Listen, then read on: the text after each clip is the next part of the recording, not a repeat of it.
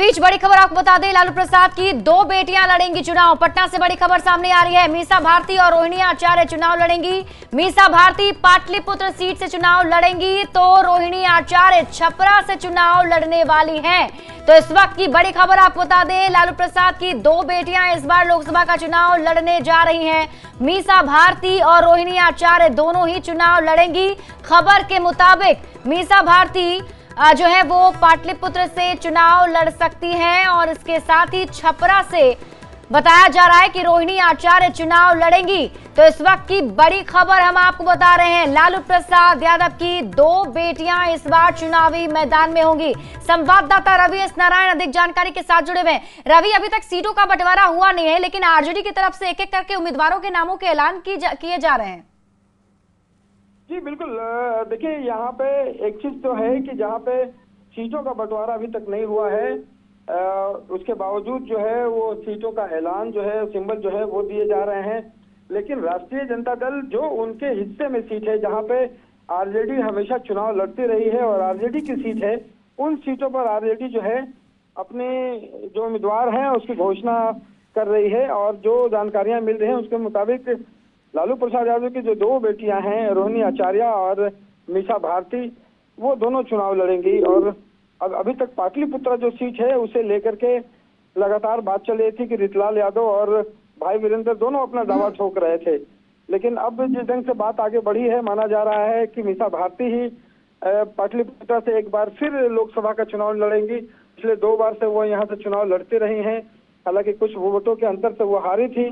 लेकिन इस बार जो है एक बार फिर से पाटलिपुत्र सीट से वो चुनाव मैदान में होंगी। वहीं रोहिणी आचार्य को लेकर के लगातार बातें कही जा रही थी। जो सुनील सिंह है आरजेडी के एमएलसी, उन्होंने सबसे पहले ये मांग उठाई थी कि रोहिणी आचार्य को छपरा से चुनाव लड़ना चाहिए, टिकट दिया जाना चाहिए। अब जो बातें सामने आ रही हैं उसके मुताबिक रोहिणी आचार्य छपरा से मैदान में होंगी, जहां राजीव प्रताप रूडी के खिलाफ। तो ये दो बातें लगभग पक्की हो गई हैं। और उसके साथ साथ कई ऐसे सीटें हैं जहां पे आरजेडी ने, लालू प्रसाद यादव ने टिकट पक्का कर दिया है। वो बात बक्सर की हो, जहां से सुधाकर सिंह पूर्व कृषि मंत्री हैं, उनका टिकट लगभग पक्का हो गया है।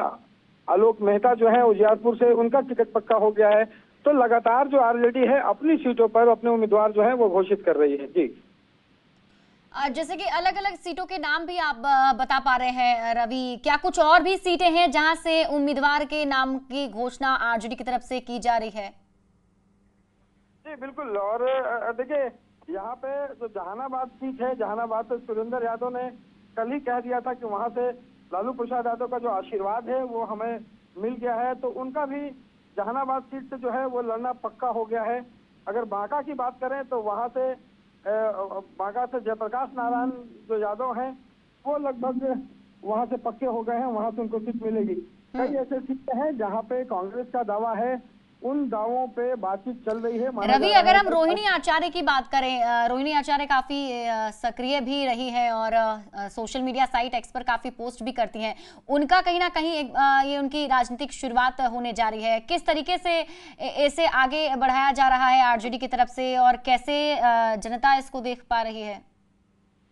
रोहिणी आचार्य को लेकर के पार्टी में या फिर विरोधी दलों के बीच भी एक ढंग से कहे तो बड़ी मजबूती से वो उभरी हैं। और खास करके जिस ढंग से उन्होंने अपने पिता लालू प्रसाद यादव को जो तबीयत खराब होने के बाद जो किडनी डोनेट किया था, उससे लेकर के लगातार जो है रोहिणी आचार्य की एक ढंग से कहें कि पूरे देश भर में नाम हुआ था। और लालू प्रसाद यादव ने खुले मन से कहा था कि हमारी बेटी जो है उन्होंने मुझे जीवन दान दिया है, इसका कभी चुका नहीं सकते। तो एक ढंग से कहें और सोशल मीडिया में अगर देखें तो अपने विरोधियों के खिलाफ रोहिणी आचार्य जितनी मुखर रही हैं उतनी शायद ही कोई और नेता मुखर रहा हो। तो राजनीतिक रूप से कहें तो ये पहला मौका होगा जब राजनीति में वो उतर करके आएंगी। और देखना होगा कि जब प्रचार में जाती हैं तो अपने बातों को कैसे रखती हैं। लेकिन इतना तय है कि लोगों की, लेकिन रवि, पाटलिपुत्र की जो सीट है वो काफी हॉट सीट बनी हुई, इस पर दावेदारी काफी ज्यादा। आप भी अभी जिक्र कर रहे थे, भाई वीरेंद्र और रीतलाल यादव पहले से दावेदारी ठोक चुके हैं। अब खबर है कि मीसा भारती यहाँ से चुनाव लड़ेंगी। कैसे सब कुछ मैनेज हो पाएगा?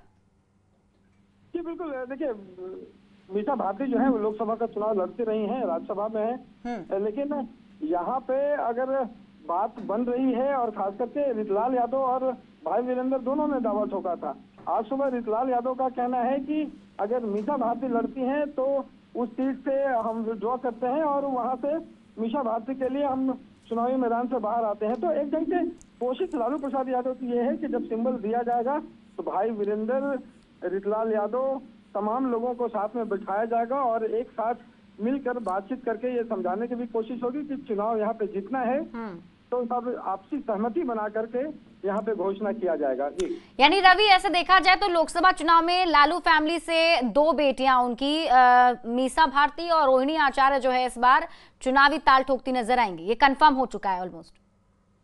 जी बिल्कुल, ये बातें जो हैं वो लगभग पक्की हो गई हैं और ये आज से कल तक जो है अगले 24 घंटों में इसकी घोषणा जो है वो भी हो सकती है। जी, अब इस पूरे मामले पर कांग्रेस की तरफ से भी कोई रिएक्शन सामने आ पाया रवि? क्योंकि अभी जैसा कि हम पहले भी जिक्र कर रहे थे कि सीटों का बंटवारा नहीं हुआ है, लेकिन उन सीटों पर उम्मीदवारों का ऐलान धीरे धीरे आरजेडी जो है वो कर रहा है।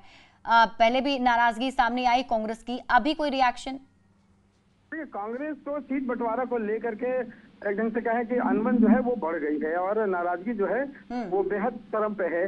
और आज हो सकता है कि जब अखिलेश प्रसाद सिंह जो है प्रदेश अध्यक्ष, वो 12:30 बजे प्रेस कॉन्फ्रेंस करने वाले हैं, उस प्रेस कॉन्फ्रेंस में हो सकता है कि बड़ी घोषणा आपको सुनने को मिले, क्योंकि जिस ढंग से सीटों को लेकर के लगातार यहाँ पे ऐलान किया जा रहा है, सिंबल दिया जा रहा है और जो जानकारियां मिली हैं उसके मुताबिक 10 से नीचे आने को तैयार नहीं है कांग्रेस, जबकि राजद जो है 7 सीटों से ज्यादा, 7 से 8 सीटों से ज्यादा देना नहीं चाहती है। वहाँ पे दिल्ली में भी अगर CWC की बैठक हुई और उसके बाद तमाम नेताओं की भी बैठक हुई, उनका कहना है कि जो सीटें कांग्रेस को चाहिए वो सीटें कम से कम संख्या और जो जगह वो दोनों जो है कांग्रेस के अनुसार मिलना चाहिए। जबकि अक्सर ये देखा गया है कि राजद अपने सहूलियत के हिसाब से कांग्रेस को सीटें देती रही है, लेकिन इस बार कांग्रेस जो है वो अड़ी हुई है। कई ऐसे सीटें हैं जहां पे अपना दावा ठोक रही है कि यहाँ से हमारा ही उम्मीदवार होना चाहिए, तो इसे लेकर के थोड़ी तल्खी जरूर बढ़ी है। देखना होगा कि इन तल्खियों को आपसी समझौते में कैसे आज क्या हलचल देखने को मिलने वाली है इससे जुड़ी हुई, अगर हम बताएं इंडिया अलायंस में सीट शेयरिंग को लेकर, उम्मीदवारों को लेकर क्या कुछ हलचल होगी पटना में? आज अगर कहें तो कांग्रेस के साथ फिर एक बैठक होगी और कोशिश इस बात की जाएगी कि आज के दिन शाम तक जो है तमाम मुद्दों पर जो है वो फैसले हो जाए, क्योंकि माले के साथ जो फैसला है वो हो चुका है, माले के लगभग तय है, चीजें जो है कांग्रेस के साथ चीजें फंसी हुई है। बिल्कुल रवि, कहने का अभी भी इंतजार करना होगा। अभी बातचीत जो है वो चल ही रही है। दर्शकों को बता दें कि एक एक करके अब देखिए सीट का बंटवारा अभी भले इंडिया अलायंस में नहीं हुआ हो, लेकिन आरजेडी की तरफ से उम्मीदवारों के नामों का ऐलान जरूर किया जा रहा है।